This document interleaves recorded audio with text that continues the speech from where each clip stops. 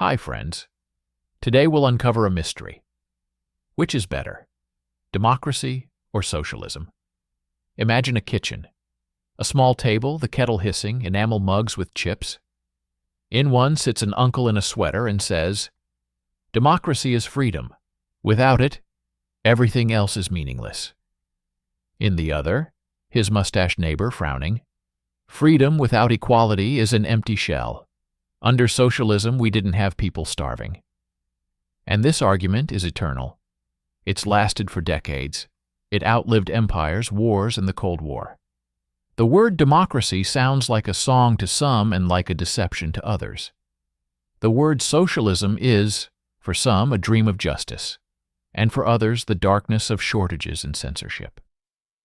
But what's interesting is that both camps are sure their truth is the only one. And life, well, it's always somewhere between the lines. You probably didn't even suspect that the history of the 20th century is essentially a gigantic experiment. Democracy and socialism met face to face, and the whole world watched.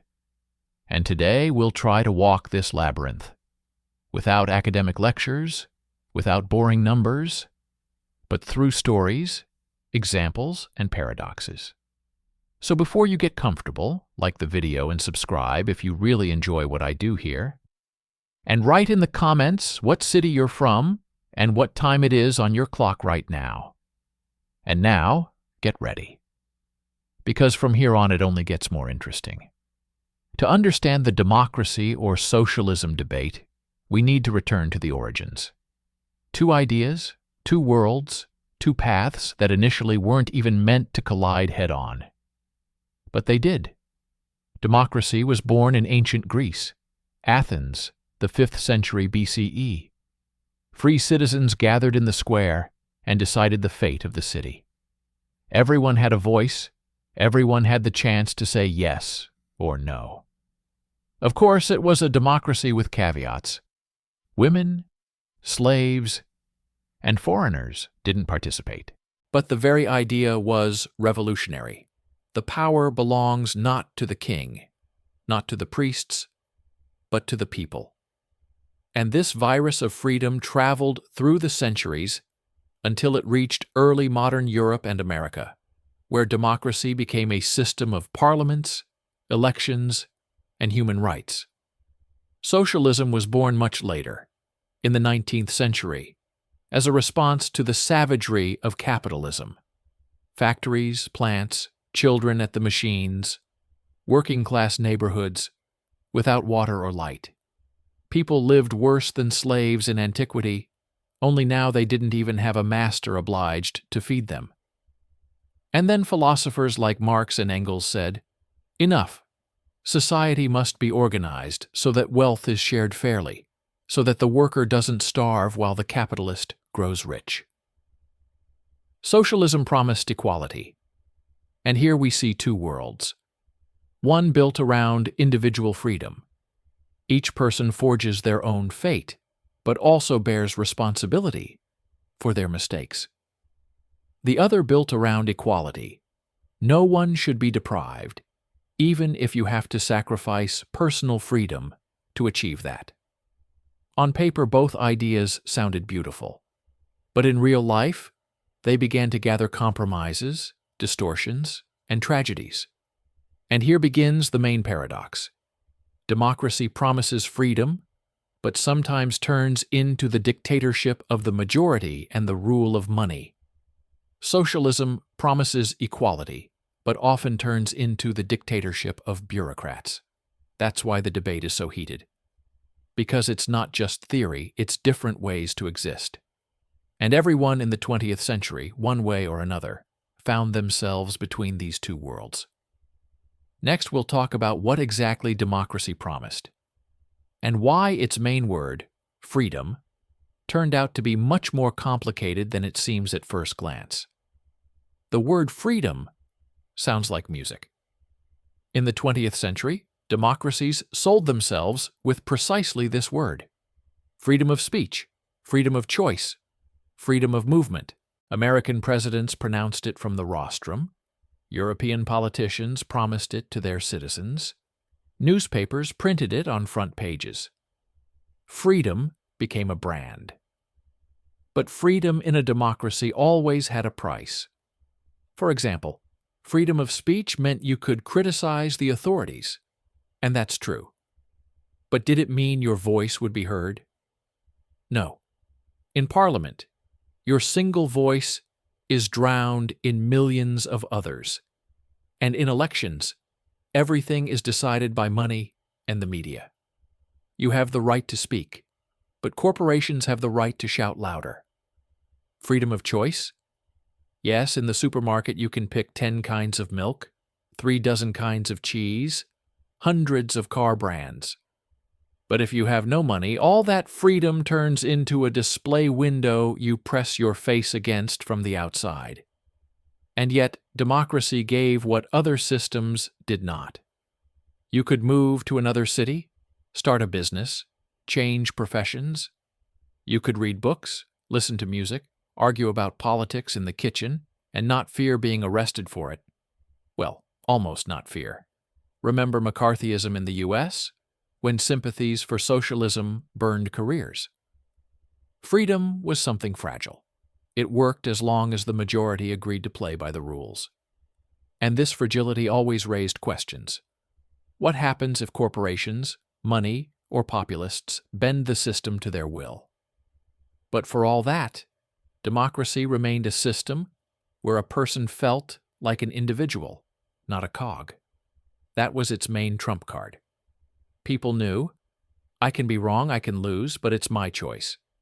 This is precisely how democracy beat socialism in the eyes of millions. But socialism had its own trump card, equality, and it sounded no less beautiful. Equality, that's the word with which socialism won hearts. In an era when 19th century capitalism threw workers into black neighborhoods where children died at the machines, socialism sounded like a promise of justice. No one should live worse just because they were born in a poor family. No one should die with an empty bowl while the neighbors feast. In the USSR, this slogan turned into an entire system. Everyone received the same wages for the same work. A teacher, an engineer, a doctor. No one was a millionaire, but no one starved. An apartment from the state, free education, free health care, no elite classes in schools, no paid hospital rooms. Sounds wonderful? Yes. But equality had to be paid for, and the price was high. In stores, the selection was the same for everyone, equally scarce. Sausage, butter, sugar, ration cards or lines. Yes, teachers and engineers received the same average wage, but no one could buy jeans without connections. Equality worked, but it pulled everyone down toward an average level. Another price of equality: freedom. If democracy allowed you to shout, socialism often said, quiet. Too loud a critique could end with a summons to the boss's office, and sometimes much worse. The equality slogan came with strict control, so that no one stood out. And yet millions loved this idea, because it gave a sense of security. Under socialism, you knew, even if you fell ill tomorrow or lost your job, you wouldn't end up on the street. The state would give you a minimum, but it would give. That was the paradox. Democracy said, you are free, but your life depends on you. Socialism said, you are equal with others, but your freedom is limited. Two systems, two choices. And later history showed that each had its own price. For democracy, the price of freedom. For socialism, the price of equality. The price of freedom in a democracy rarely gets printed in brochures. There everything is beautiful. Elections, rights, opportunities. But reality is much harsher. Freedom almost always means someone will be on top and someone at the bottom. In the mid-20th century U.S., freedom was on every corner. A person could start a business, a career, move to another state. But at the same time, he could go bankrupt, end up on the street, be left without health care if insurance was short. Freedom to choose a doctor meant that if you don't have money, you don't have a choice. Freedom of speech let you scold the president, but didn't prevent corporations from buying airtime and speaking loudest. Freedom of enterprise created billionaires, but ghettos grew alongside, where people lived worse than in unfree countries. And this was the paradox. Democracy allowed miracles of technology and luxury, yet millions were left behind. The price of freedom is competition. In a democratic society, no one will force you to share with your neighbor. You can rise, but you can also fall. That is both its strength and its weakness, because freedom breeds not only dreams but despair. And yet millions chose it, because it's better to take a risk and lose than live under control where everything is already decided for you. Freedom is a chance, but a chance doesn't guarantee success. Socialism played a different game. It said, "We'll take away your chance to fall, but along with it, we'll take away your chance to soar." And that, too, had its price. The price of equality was always hidden behind loud slogans. Socialism promised, to each according to his work, to each according to his needs, and really did provide a basic minimum. But along with that, it cut off the peaks. In the USSR, engineers, doctors, and workers lived almost the same. Everyone had a state apartment, free health care, a vacation on the southern coast, through the trade union. No one starved, but no one could become a millionaire either. Jeans, a tape recorder, a car, all of this was scarce, which meant that even with equal wages, real choice didn't exist. Under socialism, there were no homeless, but there were no villas with pools either. No luxury, but no fear of going without bread. Seemingly fair. But behind this equality hid another minus: stagnation. If you work better than others, your success doesn't bring special privileges. If you work worse, the punishment is also nominal. The wage is the same. The position is yours. That killed motivation. And another price of equality? Control. To make everyone equal, you had to keep anyone from standing out. Newspapers wrote the same things, television showed the same things, clothes looked alike on everyone. Even words had to be chosen carefully. Someone who wanted to live differently quickly became an outsider. Equality protected against poverty, but deprived you of personal space.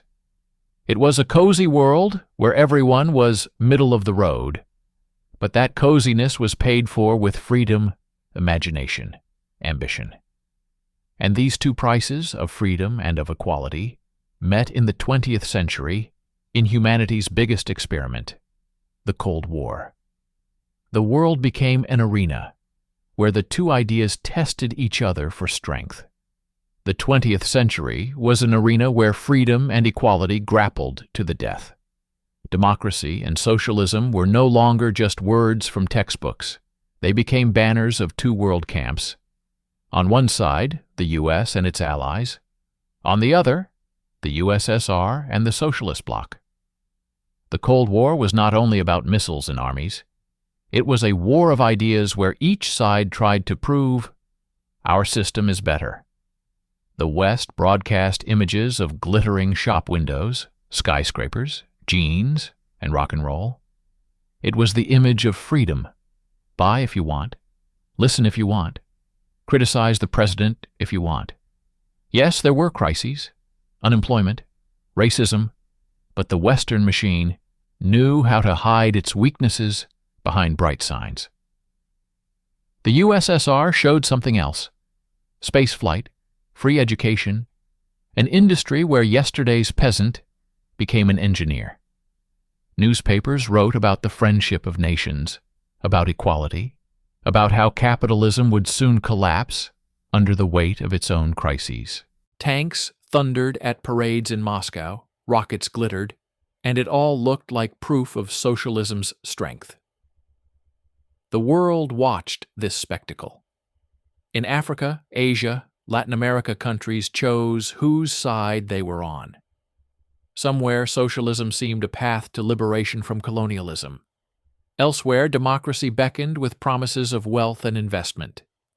The Cold War was not a war of two states, but a war of two pictures of the future. But behind the parades and shop windows lay reality. In the West, democracy had its scandals and wars. In socialism, lines and repressions.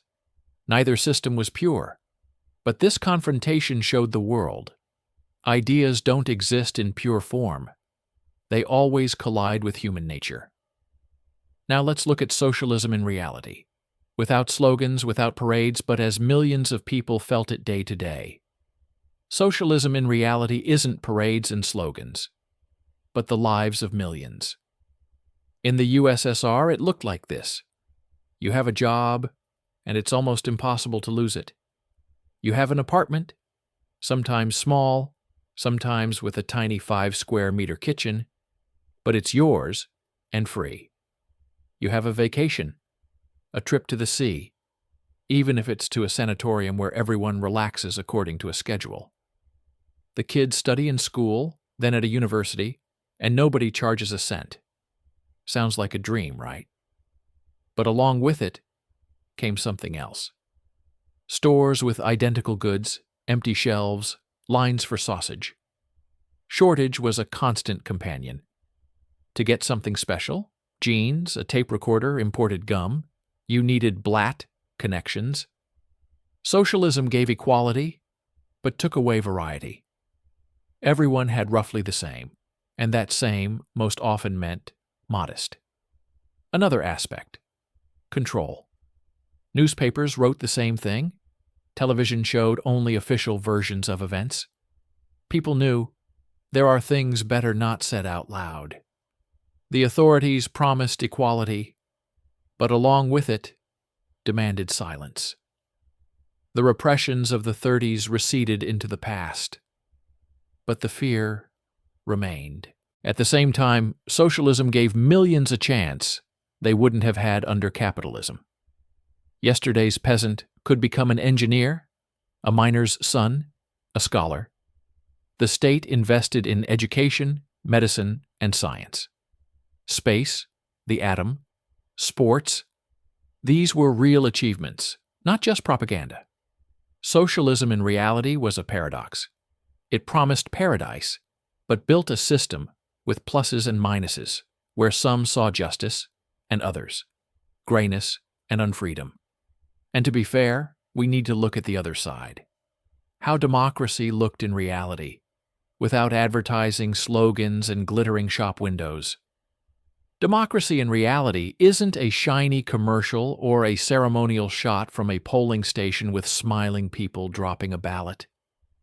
It's the noise of streets, the arguments of parliaments, endless news where politicians promise one thing, do another, and journalists catch them at it. It's freedom that smells like exhaust, a cafe on the corner, and a head buzzing from choices: whom to vote for, which channel to watch, what insurance to pay for, where to work tomorrow if today the boss decided to optimize. In everyday life, democracy looks like a familiar, even tiring ritual. Newspapers scold the government, the opposition scolds the newspapers, citizens scold everyone in turn, and keep living. You can write whatever you think on a placard and go to a protest. They'll film you, discuss you on the evening shows, turn you into a meme, and you'll go home. Sometimes you'll go to the station, sometimes you'll get a fine, and life will roll on. The main thing: you won't be stripped of your apartment for a word. You won't be dragged away at night to nowhere. This is the unshakable feeling of people raised in democracy. They don't ask permission to speak. But the paradox begins where democracy collides with the wallet. Freedom without money fades. The free choice of a doctor turns into a paper wall of bills and rates. The free choice of education into a list of universities where the price tag can mean a debt pit for years. the free choice of work, into the fear of being left without insurance, without a safety net, without a benefit that isn't enough anyway. Democracy says, you can do anything, and the market replies, we'll see what you can afford. In the European version of democracy, there's more of a social cushion: hospitals, benefits, vacations. There, freedom has a softer landing. In the American version, more edge. If you take off, the reward is yours. If you fall, insurance might not catch you. Yet the common nerve is the same. You have the right to demand accountability from power. You have the right to change the government at elections. You have the right to organize, to sue, to dig into documents. Democracy is an endless public trial over those who hold a mandate. But illusions abound, too. Money in politics speaks louder than votes. Lobbyists whisper in corridors, corporations draw the rules, media machines smear the agenda across the screen, turning serious debates into talk shows. And still, even this cynical part of the system paradoxically works for transparency. In a democracy, scandals surface. They aren't covered over by general silence. They're discussed hoarsely, sometimes to absurdity, to exhaustion, but out loud. Democracy is both unions and startups, strikes and IPOs, social campaigns and marketing ones. Here, a university chair lectures on human rights, and a trading floor sells the future of a 5-year-old company. Here you can argue about the climate, and that same evening fly a business jet across the ocean. You can sign petitions to improve the city, then curse in a traffic jam those improvements created. Democracy doesn't eliminate contradictions. It legalizes them. In private life, you feel it in the details. You walk down the street and see how differently people live. Someone sips a $5 coffee in a corner shop. Someone hunts for a discount at a discounter. Someone drives an electric car. Someone, an old pickup. Someone lives in a prosperous suburb. Someone, in a neighborhood where sirens are the soundtrack. Democracy doesn't promise to level this picture. It promises not to stop you from trying to change it. Sometimes it helps, sometimes not. Its bright sides are simple: independent courts, investigative journalists, elections you can lose, and a world where people whisper. Not because they're afraid, but because gossip is tastier. Its dark sides are close by, too. A cynical financial game in which your vote cheapens when your neighbor has $1 million in his wallet. Populists turning fears into slogans. Citizens fatigue who, from an excess of news, stop believing anyone at all. That's the reality. Not poster perfect, but workable. And still, oddly enough, it's this imperfection that often saves it. Because in the democratic world, failures become lessons. When something collapses, it's discussed, dissected, changed. When a leader errs, he can be removed. When a law is unjust, it can be rewritten. Democracy lives through noise and mistakes. Its heart is not in marble but in self-correction. But let's not delude ourselves. Democracy has plenty of negative episodes. Wars started under slogans that later failed fact-checking. Crises in which millions lost homes and hopes. Political witch hunts that ruined lives. Intelligence services going too far. Companies profiting from pain. This is part of reality, too. And if we speak honestly, we must speak about this as well. At this point, our conversation must move from theory to specifics, not about what democracy promised in posters, but where it failed in practice, when freedom of speech turned into a noise in which truth was lost, when elections turned into a contest of wallets, when foreign policy brought war instead of peace, when the market broke families faster than courts could hand down decisions. Time to open the archive of mistakes, not to humiliate the system, but to understand its limits. Because only by seeing the limits Can we honestly compare the price of the two roads, freedom and equality, and avoid self-deception? We've already looked behind democracy's shop window and seen the storeroom. There's not only light but dust, not only rare goods, but defects. Next, concrete stories where the system that promised freedom and dignity stumbled and fell. When democracy erred, it always sounded loud, not because it errs more than others, but because its mistakes are in the spotlight. An independent press, parliamentary investigations, public hearings, documentaries, memoirs, leaks. Democracy can't fall quietly. It falls on stage before a full house, and so it seems mistakes are its nature. But if we claim to speak honestly, let's sort through this archive, without flattery and without malice. Let's start with a story that has become almost archetypal: McCarthyism. The post-war American witch hunt era showed how easily fear turns into a tool. Under the banner of defending freedom, blacklists were rewritten. Careers of actors, scholars, journalists were broken. People were fired for suspicions, for knowing the wrong people, or for past sympathies with the left. Courts formally remained independent, but the atmosphere made verdicts predictable. Democracy promised, "We protect free speech," while at the same time punishing speech delivered in the wrong tone and in the wrong company.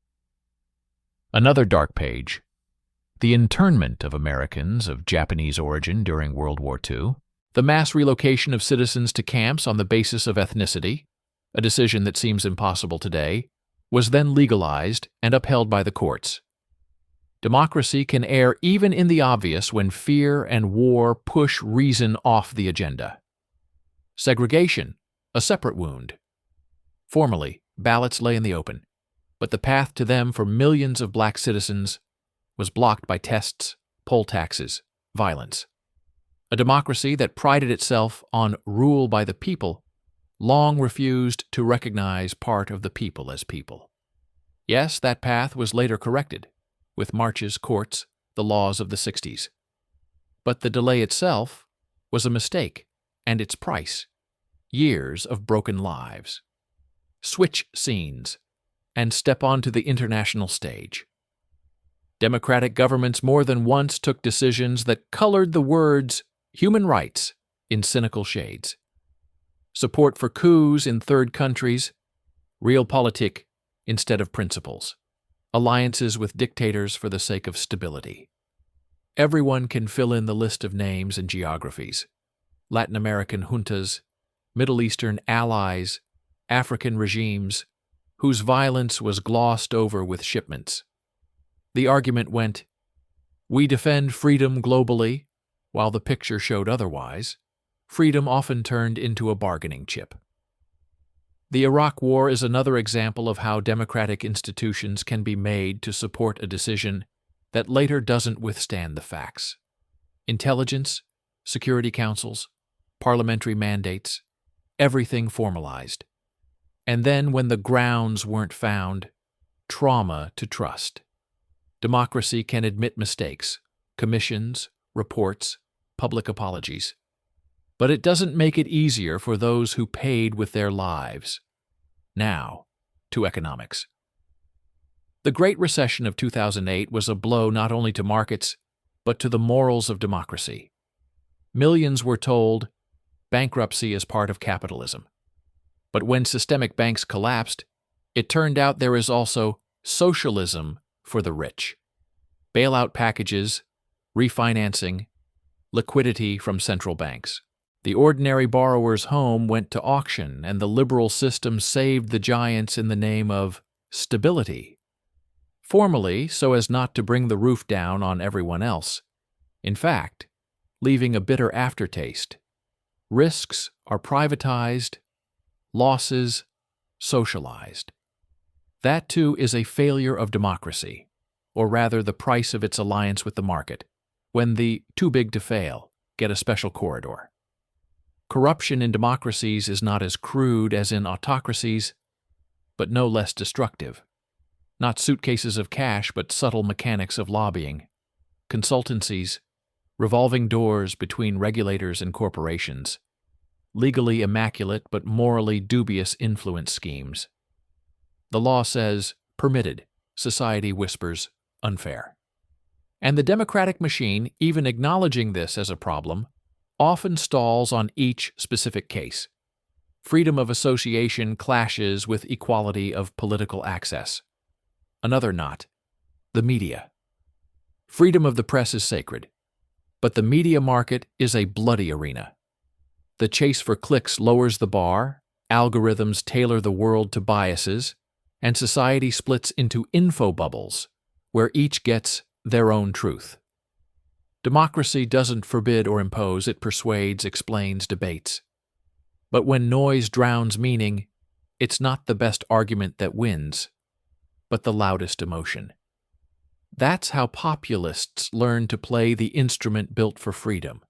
Short slogans, simple answers, an enemy at the gate, we'll take and divide, and long, complex reforms lose to a headline that fits one screen. Finally, elections. In democratic systems, they're counted honestly, but not always contested honestly. Gerrymandering, voting restrictions, hidden barriers for the poor and mobile, a soft-packaged administrative resource, all of this exists even at the most respectable democratic addresses. And then, voter fatigue. The news cycle sped up, every week feels historic, and at some point a person closes the feed and says, "Do it without me." Democracy thrives on participation, but participation is a resource, and it's finite. Democracy also has technological temptations. Mass surveillance under the pretext of security, metadata handy for tying knots around the suspicious, even if the suspicion is just strange activity. Laws are written with footnotes, courts add caveats, parliamentary committees oversee, formally. But the balance between privacy and security is a perpetual seesaw, and sometimes it tips toward, let's expand powers just in case. Rolling it back is always harder. All these failures aren't a collection of you two. They're an inventory of the system's weak points. And the strange thing is, precisely in democracy, these weaknesses are visible, because it drags them into the light. A scandal opens the door to an office, a commission puts a report on the table, a journalist brings a flash drive of documents. Sometimes the guilty resign, sometimes they get by with words, sometimes they win the next election, because voters forgave or forgot. But a correction mechanism, however imperfect, is present. You can't call it a cure-all, but you can honestly admit it's better than its absence. And still, to keep our conversation symmetrical, we have to turn the page. Because if we present the bill to democracy, we're obliged to present the bill to socialism too. Not the slogan version, not the museum piece, but the living one, with lines, protocols, offices, connections, fears, empty shelves, and great breakthroughs that cost too much. We've already seen how socialism worked in everyday life, the light and shadow in one frame. Now, the archive of its errors. When equality became dogma and the common good a master key to every door, including the door to private life. The transition will be honest and tough, because where democracy fell in public, socialism often fell in silence, leaving no minutes of discussion, only dry phrasing in decrees and long shadows on stairwells. We won't dwell on pain. Our format is honest and careful, 12+. But we are obliged to call things by their proper names. Otherwise, the comparison turns into advertising, not an investigation. So let's open the next volume and ask, without whispering, when and why did socialism err? And what did it cost those for whom equality was promised? When socialism erred, it didn't do it in the square under the lights, but in the quiet of offices, under the rustle of papers, under the dry wording of resolutions.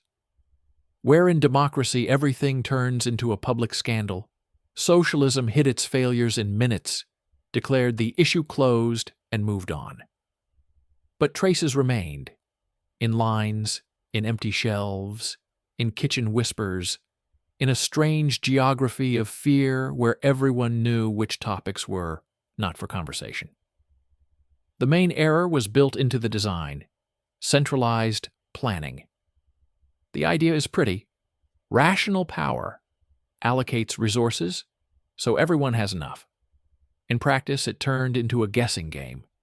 How much footwear, sugar, meat, nails, machines are needed next year, next quarter, in the next region? Figures from above never matched reality below. Factories dutifully fulfilled gross output plans without caring what came off the conveyor.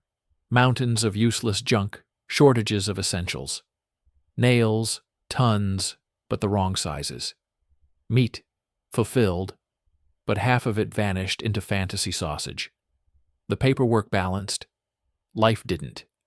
Prices frozen by decree were the second error.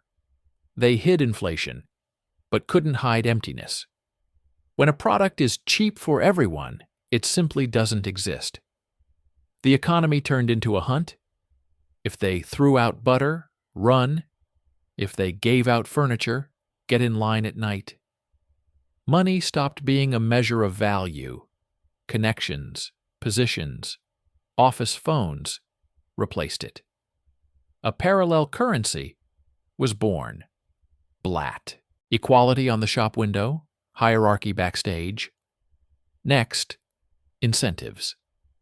In a system where the difference between to strive and to pretend barely affects your personal fate, imitation survives.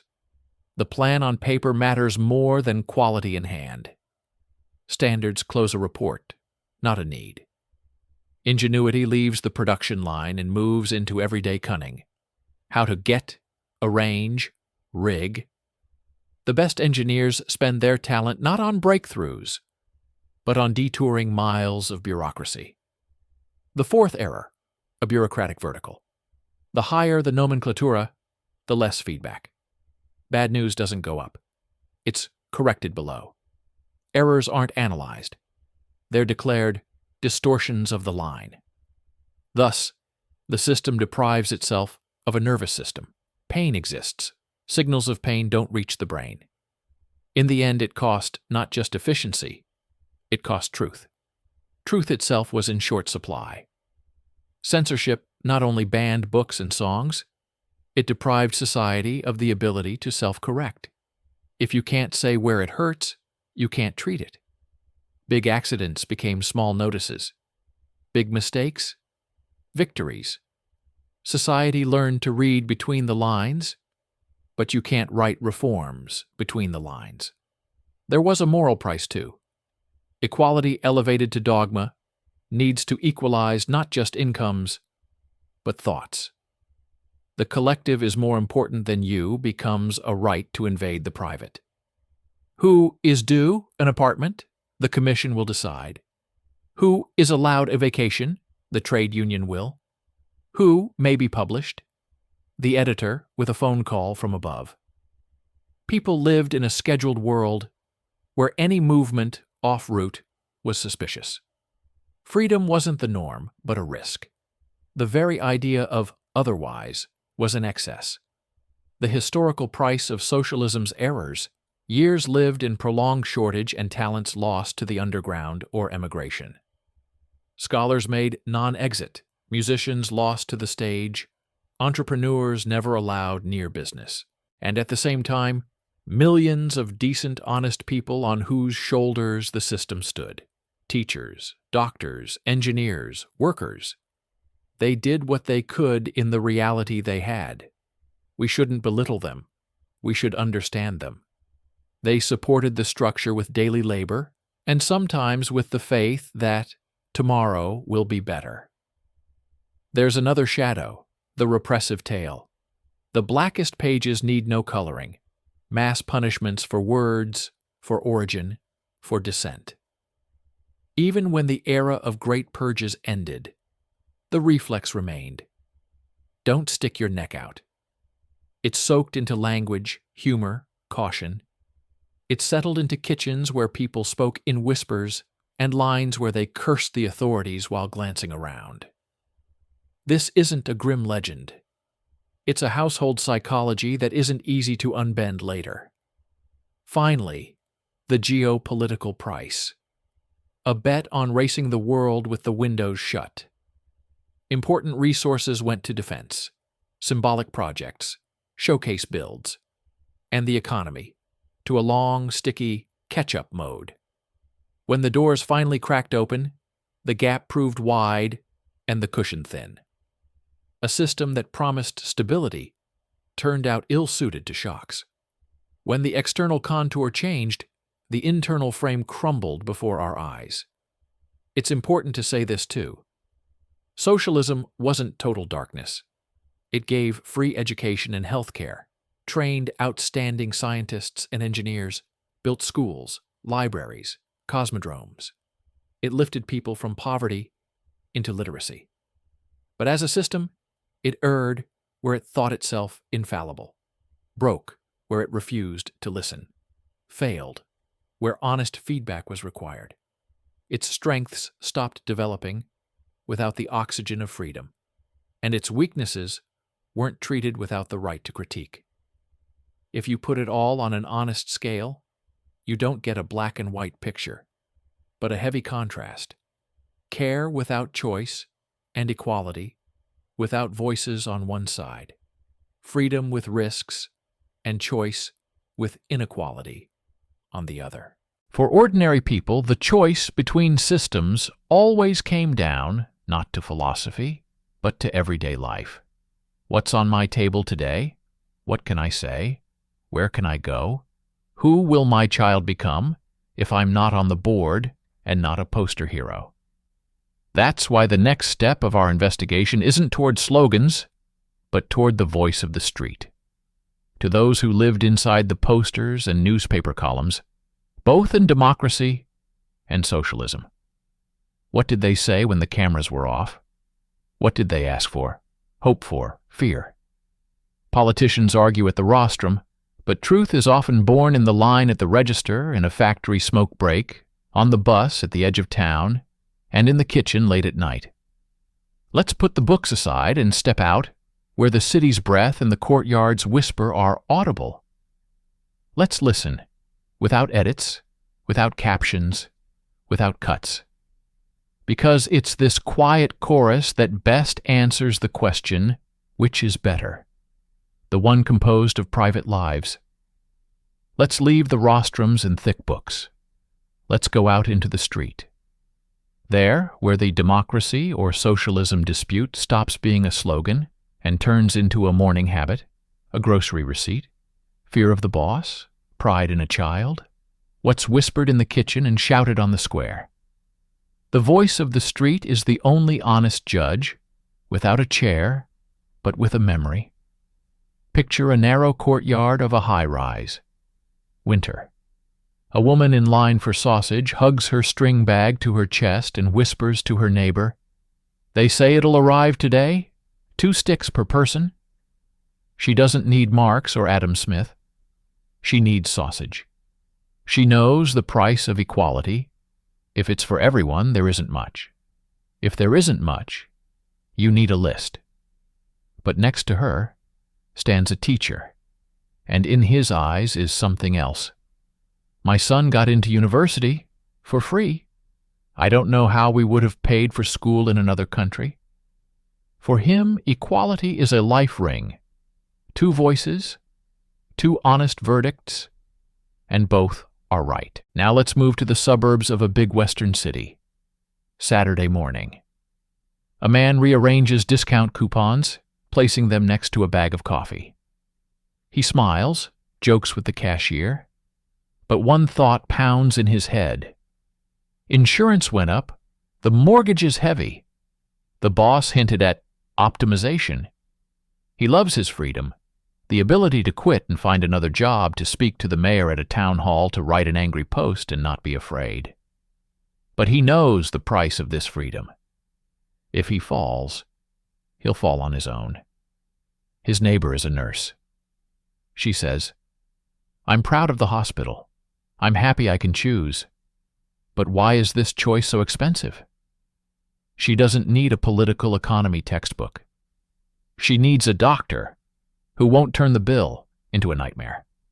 Now, the factory smoke break. Workers are silent until the foreman goes to his office. Someone takes a drag and quietly says, "Listen, if it weren't for us, would this plant exist? We hit the plan, but the bonuses are like rain in July." He's not asking for a villa and a yacht. He's asking for something simple, for his work to be seen, for must, not to replace thank you. His mate answers, "But stability. The kid gets into sports, in summer, the sea. Where else is like this?" They argue without posters. One wants recognition, the other guarantees. Both don't want their life to depend on the boss's smile and the mood of shortage. On the other end of the map, a university campus. Students argue on the library steps. "The state should help more," says one. "Otherwise, higher education is only for those with thicker wallets." "But as soon as the state takes too much on itself," the reply goes, "it starts telling you what to think."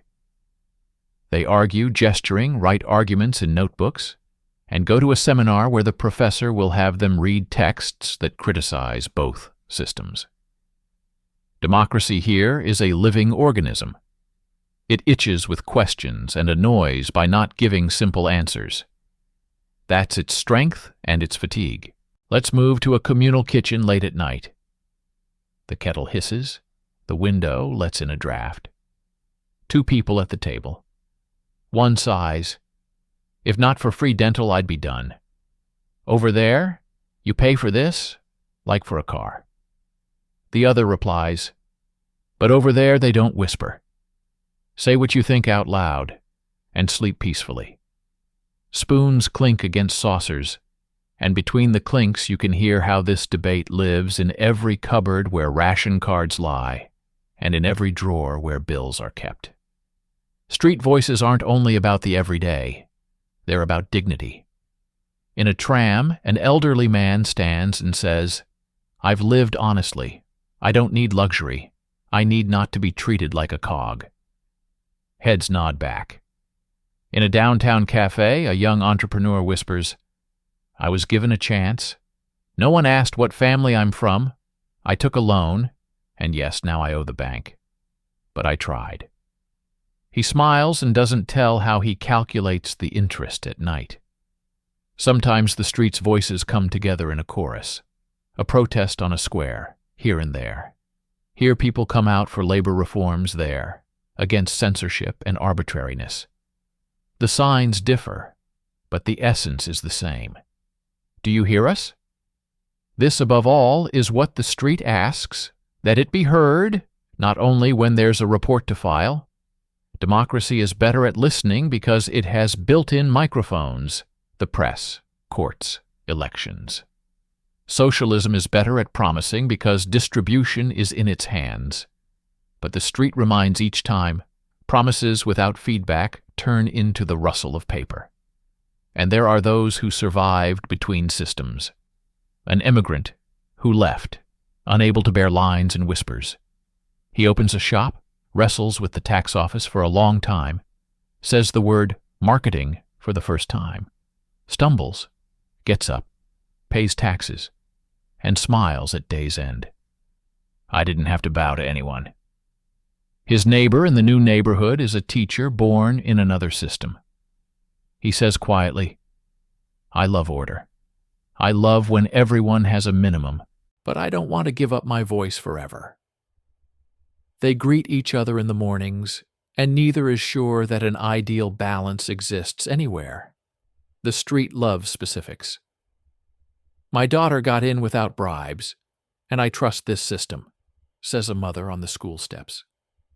"The doctor operated on me, and I didn't have to sell my apartment," says a man on a bench. "I signed a petition, and a year later they built a park in our neighborhood," a woman whispers proudly in a supermarket.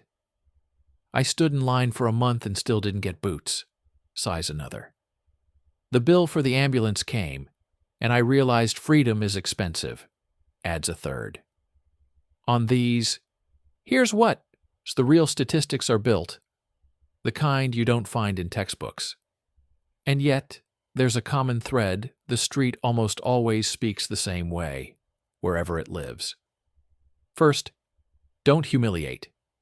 A system where it's easier to flash a badge than go by the law, where a line is decided by a whisper, not a rule, is doomed to accumulate anger.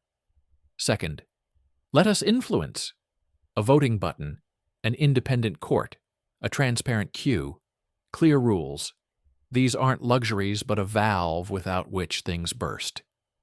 Third, don't lie. If everything's bad, say it's bad and show a plan.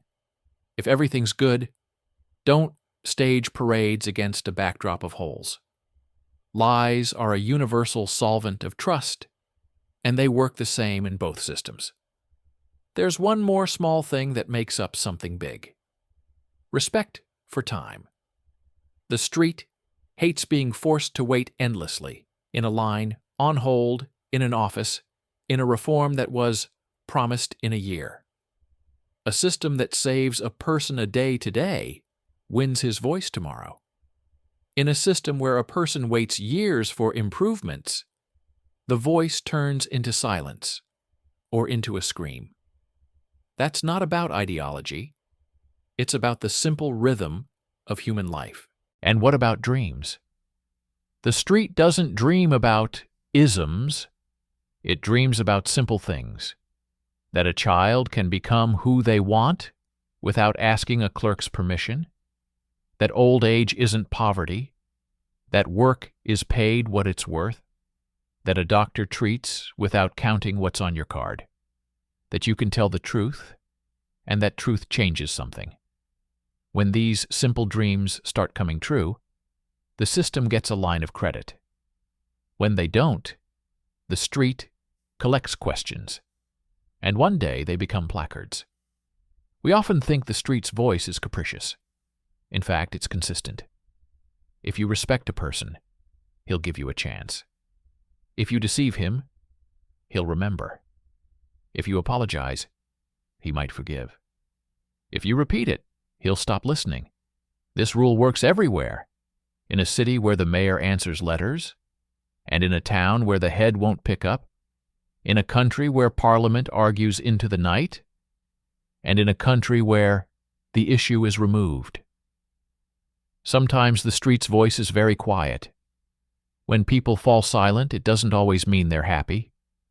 Sometimes it means they've stopped believing words. Then deeds take the stage. Is it really easier to work now? Faster to get treated? Simpler to study?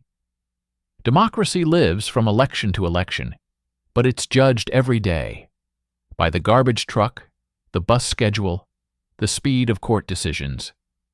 Socialism lives from plan to plan, but it's judged by the same ruler. What's on the shelf? What's in the clinic?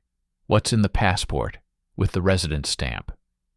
If you ask the street, which is better, it's unlikely to answer with a system's name. It will say, better is where they hear me, don't humiliate me, and let me move. Where they don't lie when it hurts, and don't brag when there's nothing to brag about. Where my I know better about my own life meets your will make it easier for you. That, perhaps, is the formula in which the debate stops being a debate and becomes a task. We started in a kitchen where an uncle in a sweater and a mustached neighbor were arguing. If we go back there now, maybe they've poured tea and are tired of arguing. Maybe one said, "I want not to be deprived of choice," and the other replied, "And I want not to be deprived of the basics of being human." And both are right, because behind the big words democracy and socialism, we hid the simple arithmetic of the soul, freedom without humiliation and care without violence. And here the street chorus quiets, and we return to the big map. What next?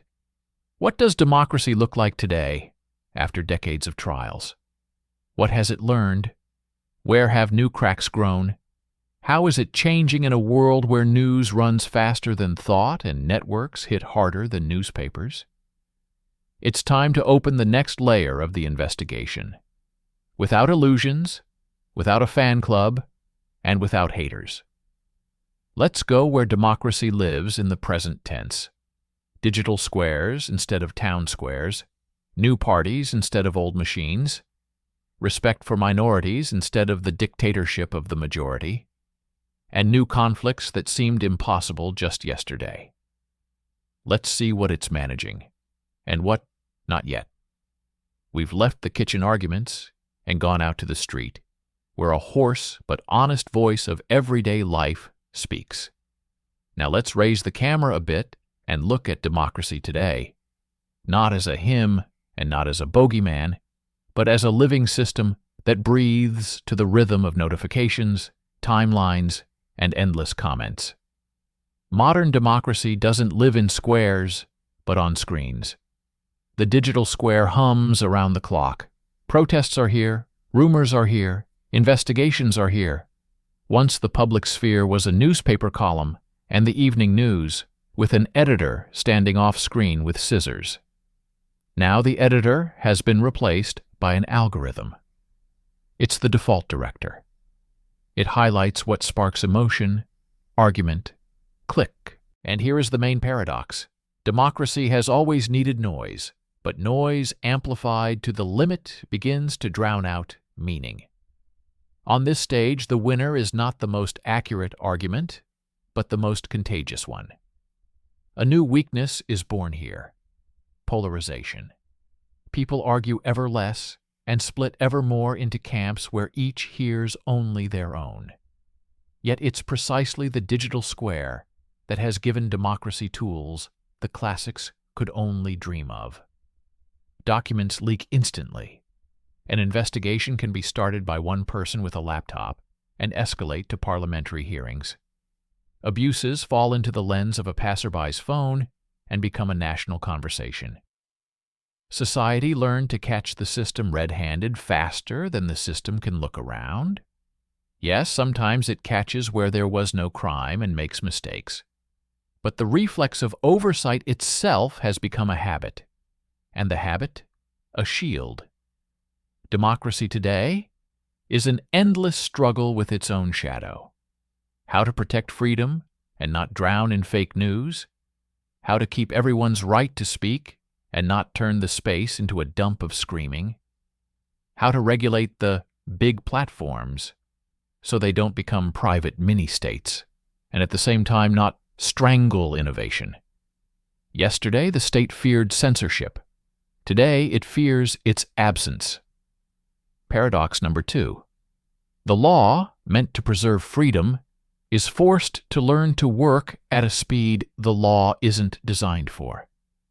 There's also what democracy is still quietly proud of, not as a poster, but quietly. Independent courts that can overturn decisions of power. Oversight institutions, from auditors to ombudsmen, that exist not for show, but as working tools.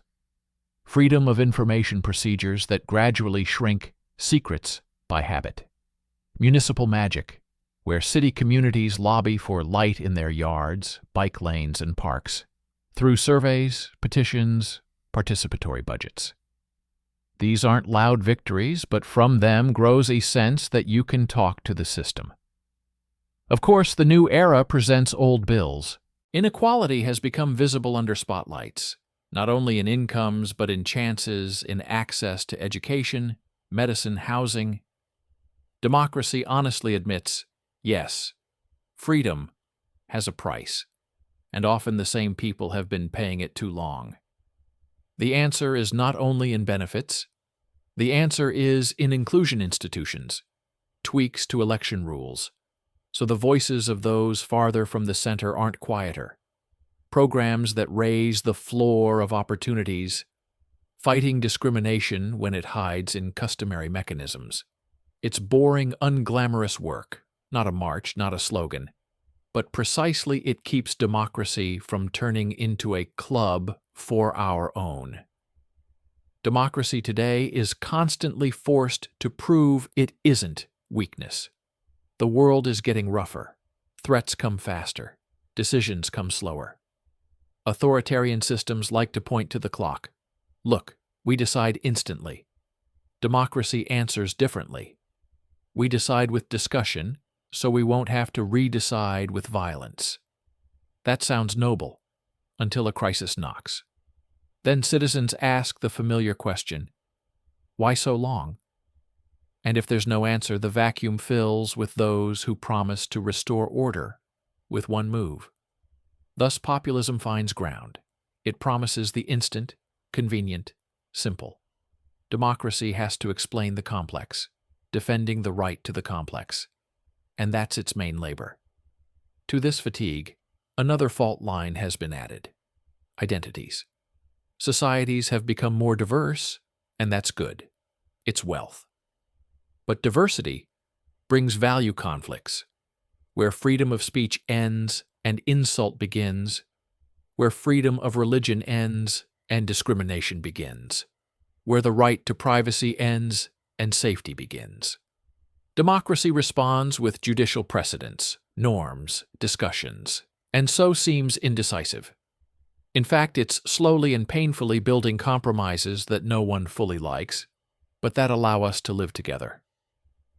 There's the tech front. Mass data are tempting to power and business, and democracies have to draw red lines anew. Which cameras are acceptable? Which algorithms permissible? Where consent is real and where it's a checkmark on a long form.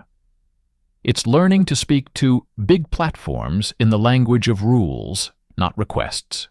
Building regulators who can look at code, not just profit reports. This evolution proceeds with mistakes and scandals, but it has an advantage. It's public. Sometimes it seems democracy fusses over trifles, sidewalks, schools, clinics. But it's on these trifles that its legitimacy rests. If the bus arrives on schedule, if a court hears a case in months, not years, if the ambulance bill doesn't turn into a thriller, people develop trust in the system. And trust is its only oil. For all that, the democratic world remains a field of innovation, civic and economic. It's easier there to gather people around a new idea, easier to find money for risk, easier to admit a mistake and start over. It's rough, noisy, sometimes cynical, but it knows how to forgive, not corruption, but an attempt. And so it's more often there that the projects are born that later change the habits of millions. That has a price too. Bad ideas break through along with good ones, and someone always pays for others' experiments. But the alternative, not to experiment, makes the system brittle. Democracy chooses another kind of brittleness, freedom of trial and error. What about fears? They haven't gone anywhere. Inflation, migration, security, climate, war, pandemics. Democracy answers with complex packages of solutions that combine law, economics, and science. It rarely comes first, but often proves more resilient in the long run because its decisions outlive leaders. When one manager disappears, institutions keep working. That's boring, and that's its superpower. But the main threat to democracy, honestly, isn't an enemy at the borders or another algorithm, but indifference. When citizens are tired, when they're all the same, when I can't influence anything, the system starts drying from the inside. It can be saved not by heroic marches, but by everyday participation. Going to vote, filing information requests, forming neighborhood chats, supporting investigations with money and attention, teaching children to ask questions. It's not romantic, but that's democracy. Craft, not fireworks. It's interesting, too, how democracies absorb others' experience. They've gradually shed their naivete, learned to speak the language of industrial policy, remembered strategic sectors, stopped being ashamed of the word regulation when systemic risks are at stake. They don't hesitate to borrow practices once considered too left, if they work. Strong labor standards, basic social guarantees, progressive taxes. When without them, the market breaks the middle class.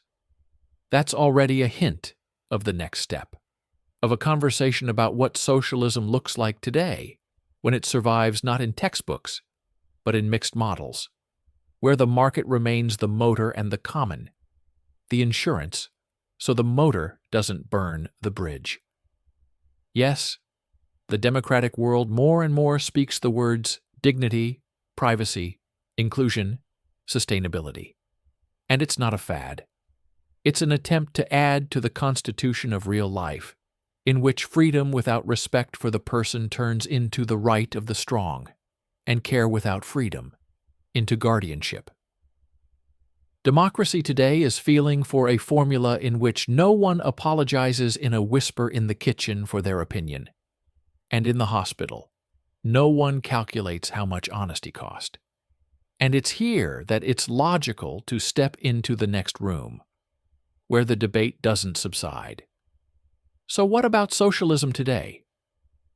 It hasn't looked like a poster monolith for a long time. It's fallen into versions, from a welfare state that shelters a person from market storms, to cooperative practices, and new left platforms, learning to talk with the market without declaring war to the last customer. Where does thrifty capitalism end and modern socialism begin?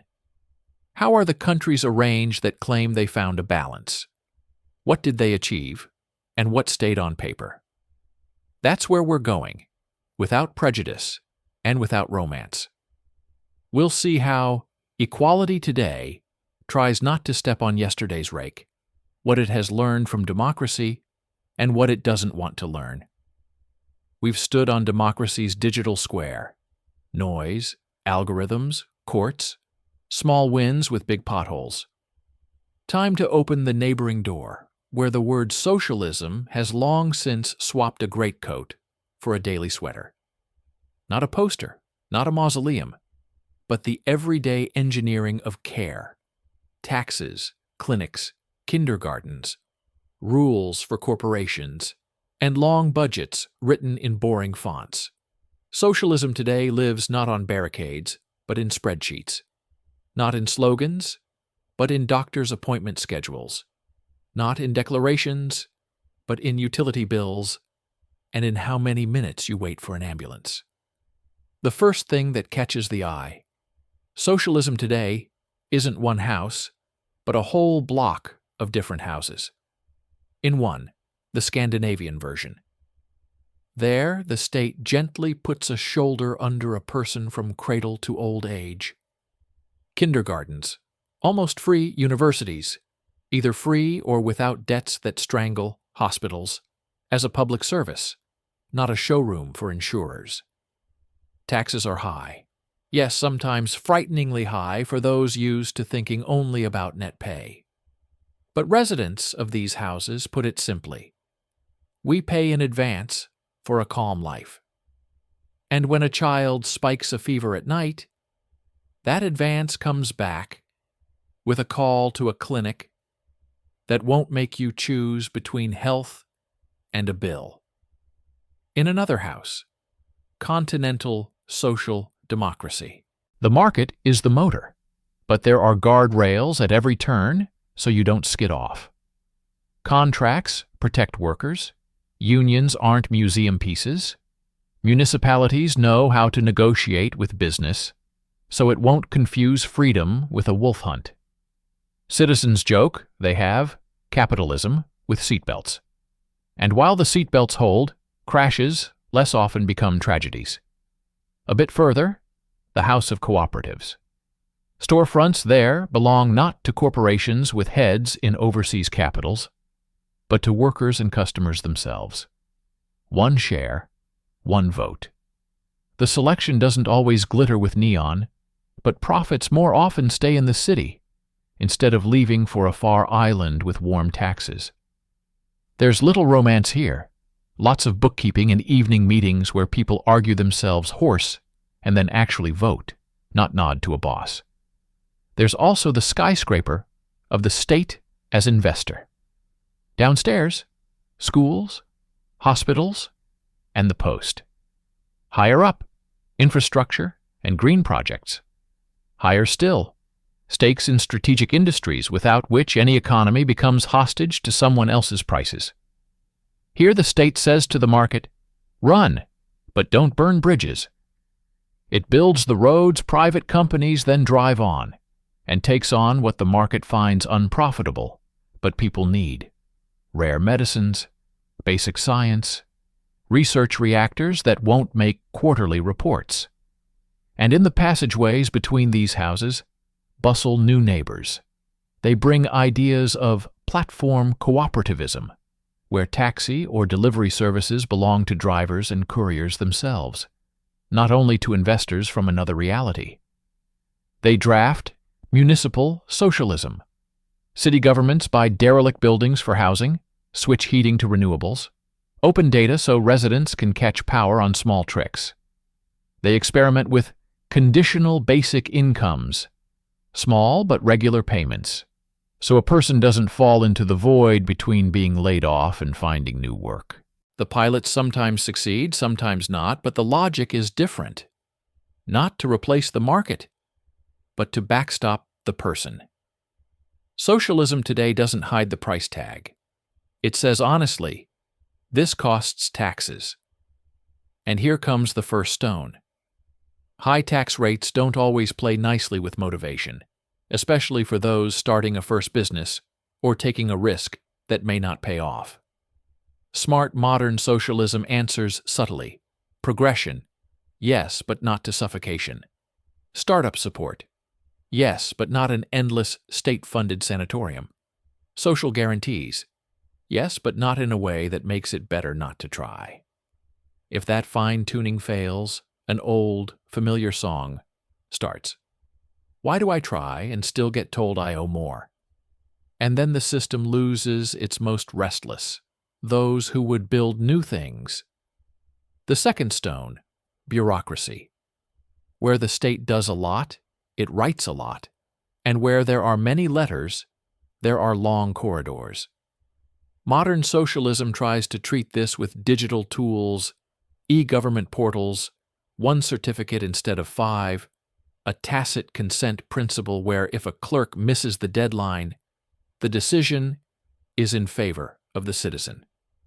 It seems a trifle, but from these trifles grows respect or irritation for the system. Not an honorary diploma, but the speed of registering a business. Not a loud forum, but a simple digital clinic queue that actually works. The third stone, demography.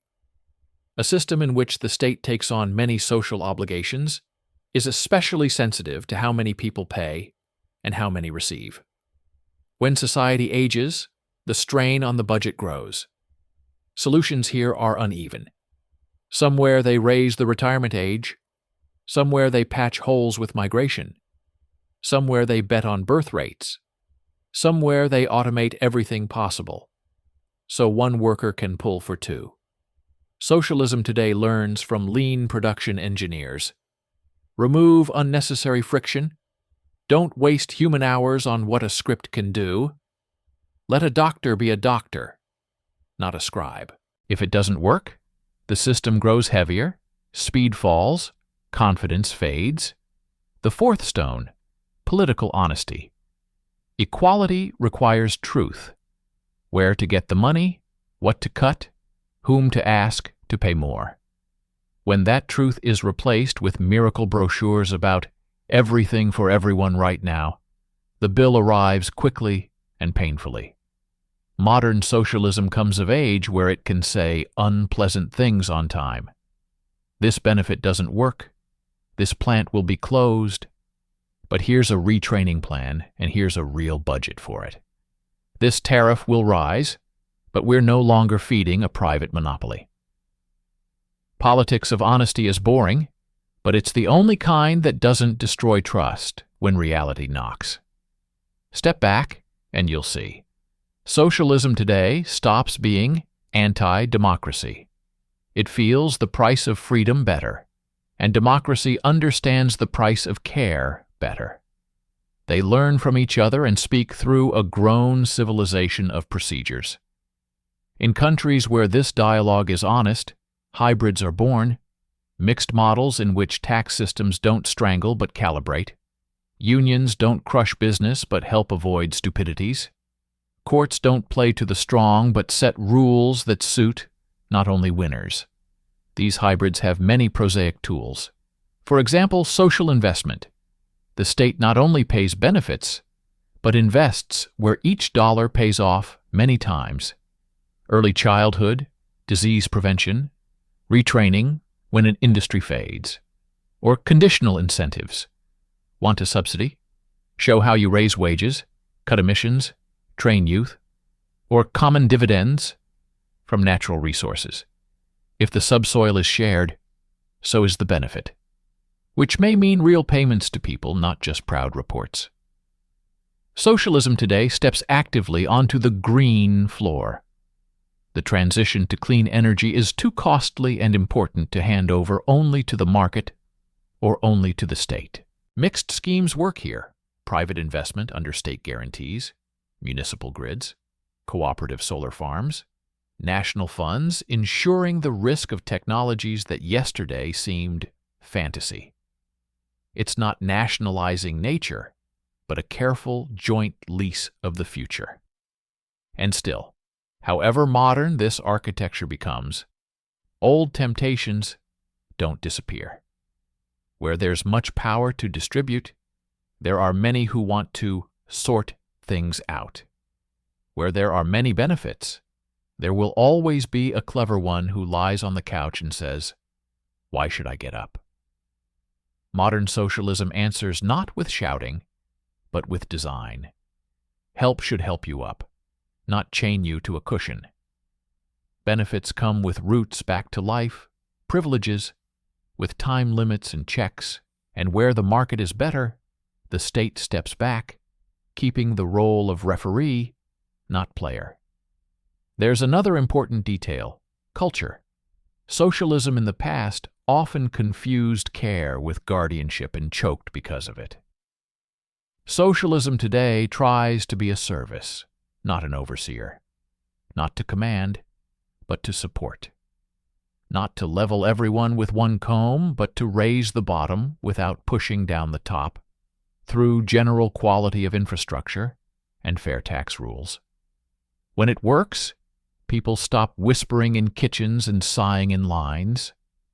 When it doesn't, old ghosts return. The bureaucrat will decide.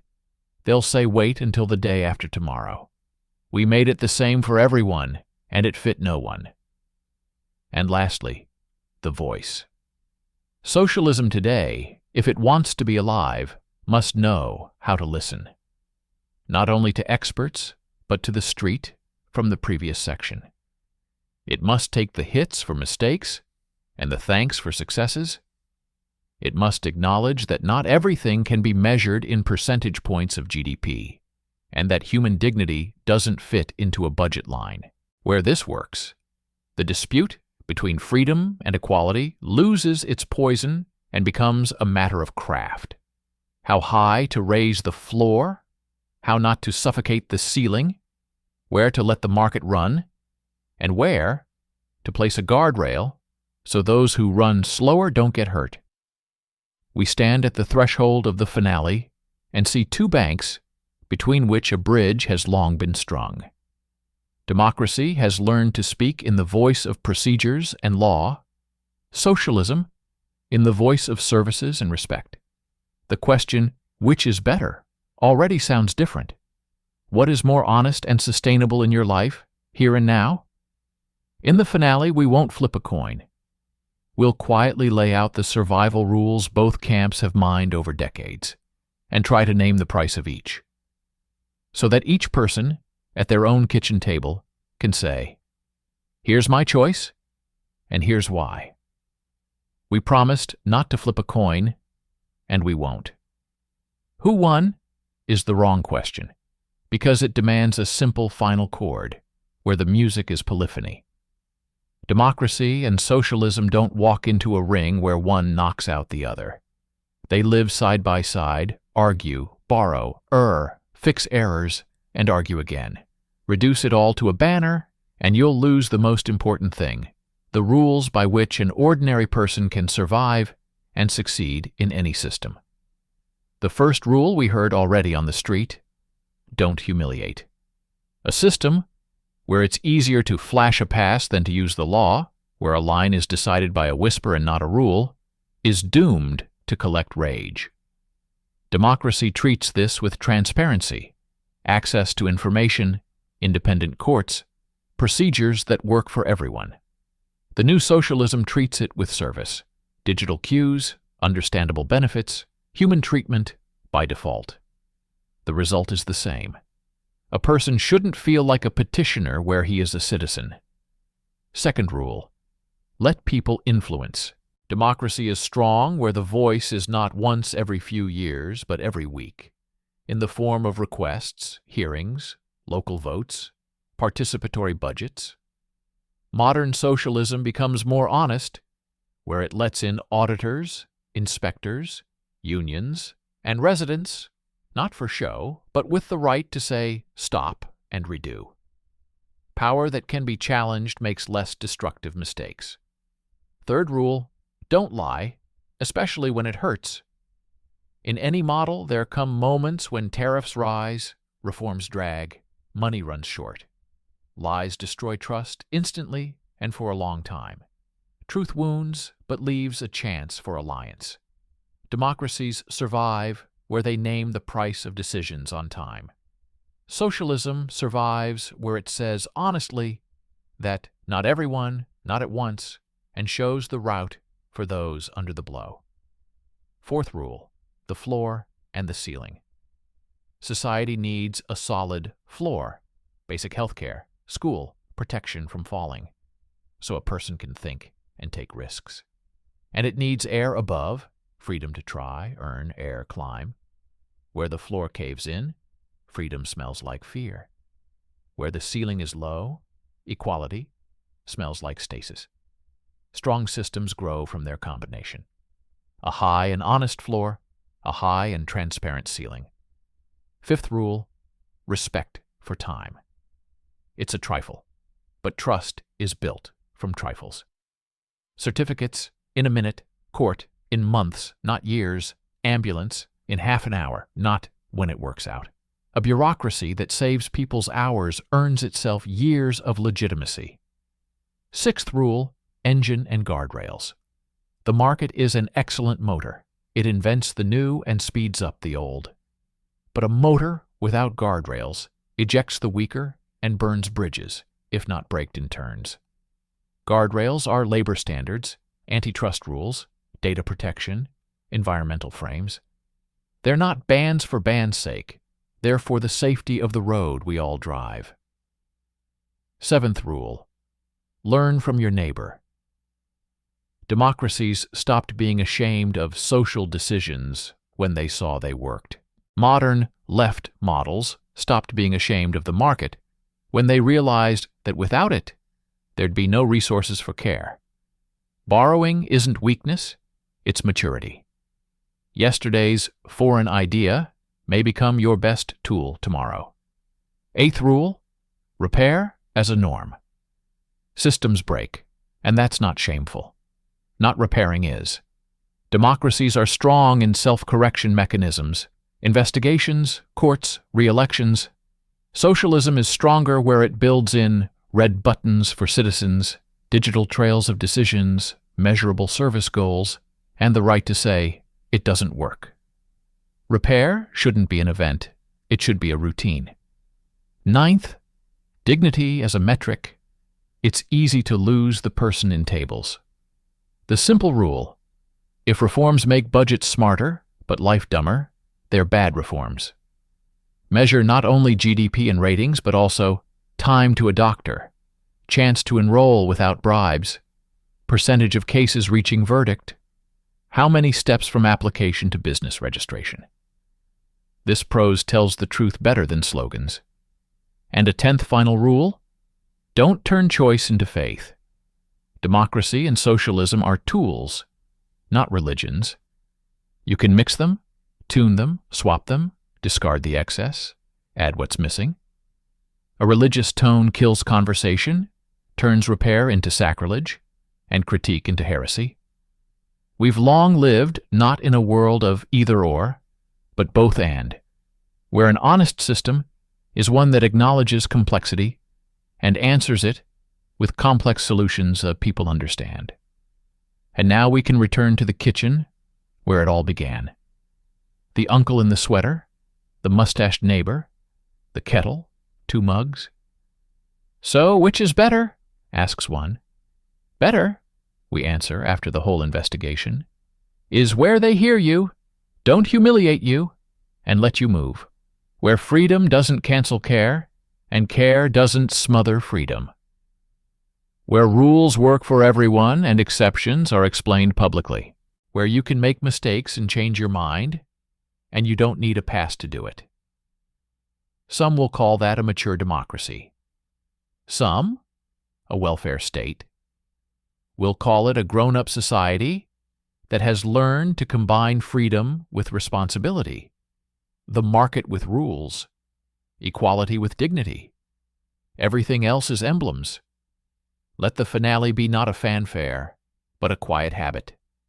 Each of us each morning makes a small choice in favor of such a system, by going to vote, filing a request, respecting someone else's place in line, arguing to the point, supporting those who repair rather than break. From these small actions, the answer to which is better is formed, not in a textbook, but in our own yard. Like the video and subscribe to the channel. Write in the comments what's better for you. Thank you. Bye-bye.